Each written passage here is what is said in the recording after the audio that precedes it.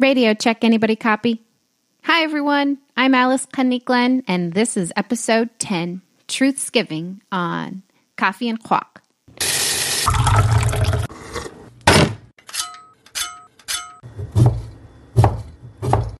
Coffee and Quack is a podcast I created to celebrate and explore contemporary Native life in urban Alaska.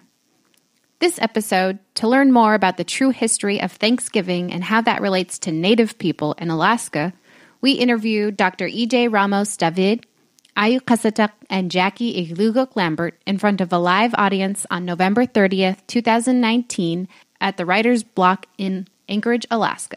This event was held in partnership with Marie Ashima from the nonprofit organization Sea Stories, recording and visual artist Allison Akuchuk Warden, whose stage name is Aku Matu, Ayyu Qassataq, and the Writer's Block. We started by sharing a preview of a short film Marie and I worked on about the untold history of the enslavement of Indigenous peoples, funded by a grant from the Southern Poverty Law Center. Then we started this episode discussion by asking the audience to remember their first experience learning about the story of Thanksgiving and to discuss that with their neighbor. Next, Marie reels the audience back in. All right, so we're going to ask our live podcast panelists to come up and take a seat with Alice. But while they're coming up here, I wanted each of you to just take a moment. You're welcome to close your eyes, or if that feels too vulnerable in a room full of people, you don't have to. But just think about the first ways that you were exposed to the Thanksgiving story or the way you were taught about Thanksgiving. Maybe it was an experience at school. Maybe it was an experience at home. And just think about it. There's no right or wrong answer. I'll give you a moment. And I don't want to rush your introspection, but turn to a neighbor, and it could be someone that you know or someone that you don't know. And you can just share your first experience. We just have a couple of minutes because we want to get your voices in the room too. So it's just take a moment to share with your neighbor if you feel like it.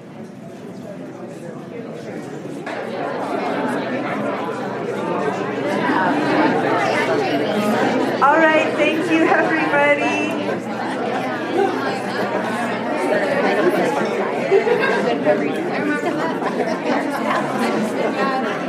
Thank you so much.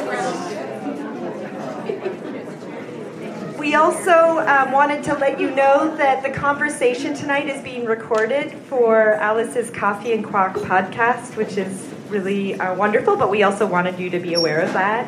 And we're just going to ask that when there's audience participation that you use the microphone so that we can record it properly.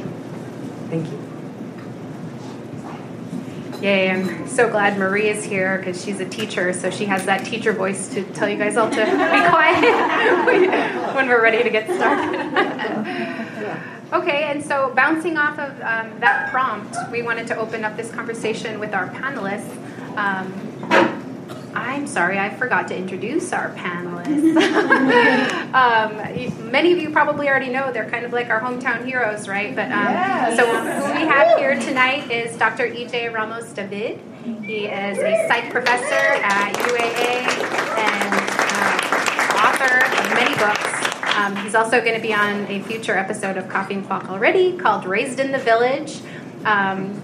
Tiffany is here. She was on the first part of that episode. She's over there. And I wanted to introduce Ayyu Qassataq. She's also on a Coffee and Quack podcast episode.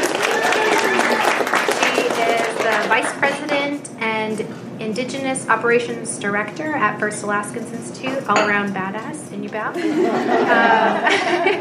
And Jacqui Igluguq Lambert. Like I said, Jacqui and I are working on an upcoming project together, and that's why she's here. She's helped me to facilitate and to contribute to this conversation. She's the creator of the Qargizine, which is an Alaska Native-based quarterly publication. And so I'm so thankful. Thank you guys for being here. I appreciate your time. I really appreciate it.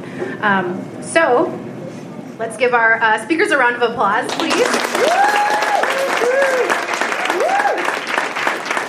Okay, So my first question, and what you guys were all just thinking about for you three, is what did you all learn in school about the story of Thanksgiving?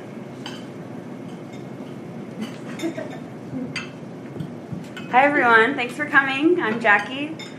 I was excited that Alice, this is the one story that I was really excited to tell when she asked me to be on this panel, because it's a story that's always stuck with me, and it's something that I've always carried with me. I was probably about 7 or 8, so it's been about 20 years that I've been carrying it with me. And I mean, I tell it every once in a while to friends, but it's kind of cool to tell it to all of you. I was in about 2nd grade. That's probably my earliest memory. I remember Thanksgiving, but it being talked about in school and being taught to us. And I went home one day. It honestly must have been the Wednesday before Thanksgiving. And I think I made artwork. I'm pretty sure I made artwork, and I hung it up, or I showed it to my family or something. And I wanted to do I'm a pretty bubbly person, and I entertain my family a lot, so I was I wanted it to be this is why we're having Thanksgiving, this is what's happening.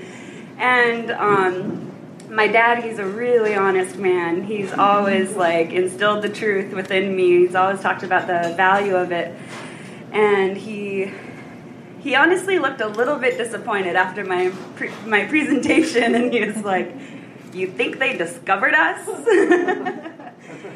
And I was like, "Yeah, that's what my teacher said. Mrs. Thorpe said we were discovered by Christopher Columbus, and now we have this Thanksgiving because we were all so nice to you as natives or whatever." And my dad was he was pretty passionate about it, and he's like, "That's not what happened. We were already." He was the first person to ever. I grew up dancing. I grew up talking to tourists about what it means to be Inupiaq and what it means to be a native person, but I never ever learned about this history of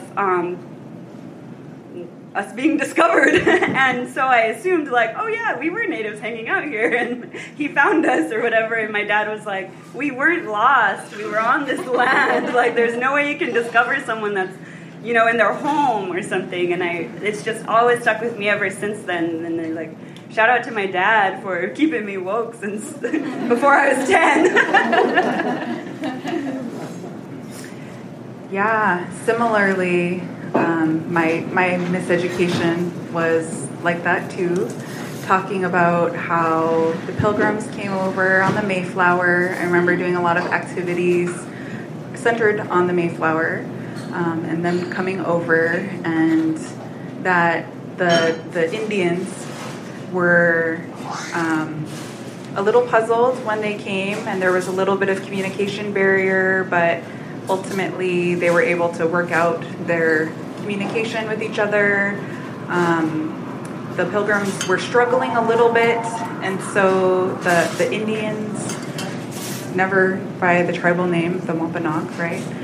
The Indians, being the giving people that we are, helped them out and helped teach how to plant corn specifically, and in that way, kind of blossomed this great friendship that was commemorated with this meal that we had together, where somehow turkey, which isn't even wild there, was part of this meal, and that it kicked off this great tradition of really being thankful for friendship and taking care of each other, which sounds really nice on its surface.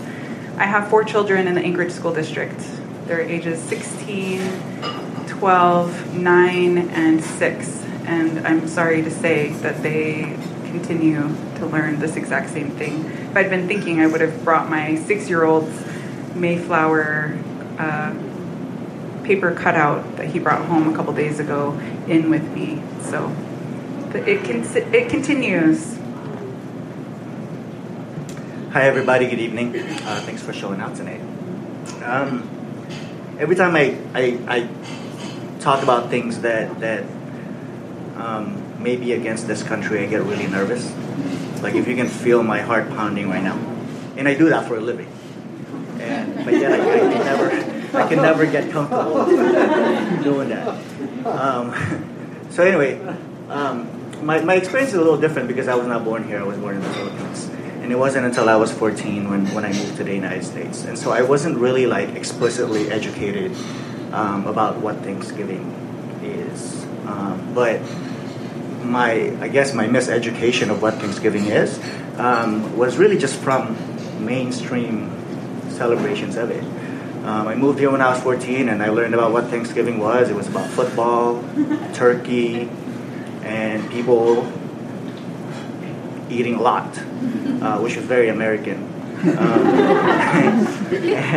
But then also when I started learning a little bit more about it, then the way that the dominant representation of what Thanksgiving is, which is about what's been shared already, about this peaceful interaction and reconciliation between the Pilgrims and the indigenous peoples of the northeast coast of this continent.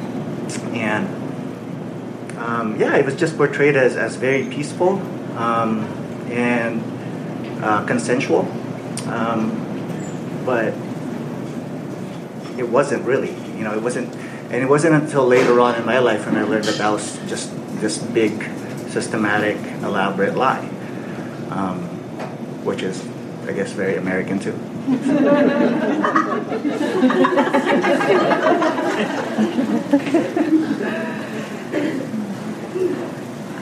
I wanted to just, I know I'm the host and I'm supposed to be facilitating this conversation, but I want to chime in too. I remember even just as far, as recent as maybe 5 years ago, I remember having a conversation with someone from Europe and I was like, manifest destiny, bro. We got away from you guys, kind of like this pride. They instill this pride in you in school that, we were kind of wild. We believed in something. We needed more land. And I really feel like that was part of the story that they taught us in these history books, is to teach us to have such this ingrained pride in stealing Native people's land, and it's only up until I started this project with Marie, this film, that I really felt ashamed of feeling that way. I was like, wow, it's been this whole lie, and these people are just like me, and I'm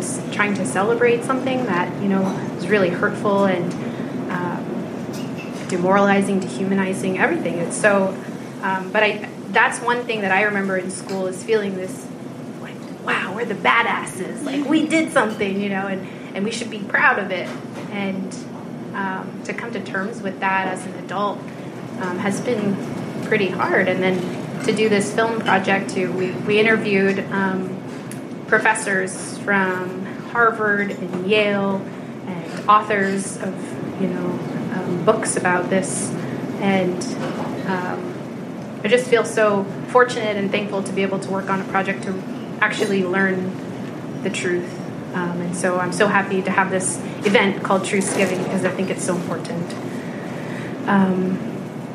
Okay, and so that was my first question. My second question is, what do you think is the biggest misconception about this story of Thanksgiving?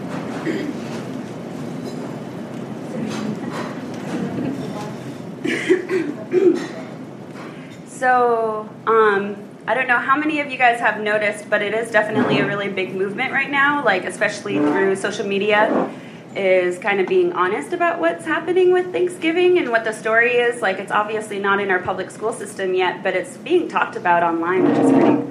I feel really fortunate to be at this young age, and there's all this exposure, and I think about the teenagers who have this exposure beyond their public school that I don't think that I had. But I think the biggest misconception of what the story is of Thanksgiving is that the Pilgrims were thankful. They were not thankful. And now, after a long-ass time, I don't know the exact number, but after all these years, that's still the narrative, is that we're thankful. And so right now, I think there's a big kind of uprooting sort of what the story is of Thanksgiving, and it's changing what the conversation is. It's changing people's perspectives on what the actual thing is. Even just having this event, Truthsgiving, we have this space right now, and I'm really thankful for you all listening to these truths we're going to be dropping. And so they weren't they weren't thankful, and a lot of like the resistance to the movement that